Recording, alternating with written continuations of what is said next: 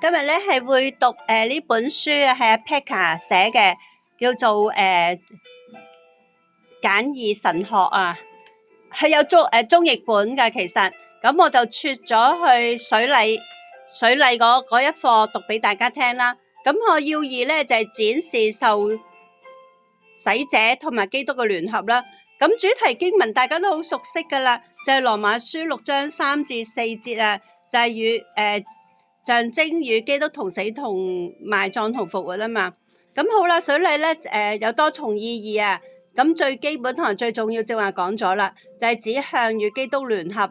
咁羅馬書同埋哥羅西書都有講嘅。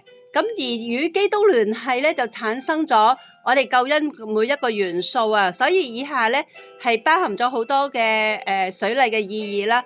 但係我就列舉咗幾個啫。咁第一咧指向內在結罪同埋除罪啊。咁成大經文。第二咧就指向蒙聖靈重生同埋更新嘅生命，提多書3章5節啦。咁再跟住咧就第三咧就係指向蒙聖靈內住同埋同在，作為喺基督裏邊得到永恆保障嘅確據啊。係林前以弗所書都有嘅。咁啊第四咧指向受洗者從此咧活出委身於耶穌，作耶穌門徒嘅相應嘅新生活啦。咁其實都好多經文㗎。咁啊而家講啦，施洗嘅方式同埋含義啊。咁個方式就好似耶穌嘅喺馬太福音28章19節咁講啊，要用水，仲要奉三一真神嘅名為人施洗。咁意指咧係呢個人咧係歸入三一真神嘅名下，受其管治同埋教導啦。咁用水施洗嘅模式咧就冇講到係邊一種嘅，即係冇規定嘅。咁而絕對唔係唯獨浸入水中呢個方法啦。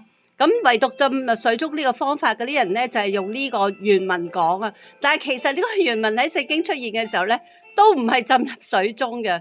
咁好啦，最後咧就係水禮冇自身嘅重生人嘅功效。羅馬天主教就係講呢樣嘢，其實錯嘅。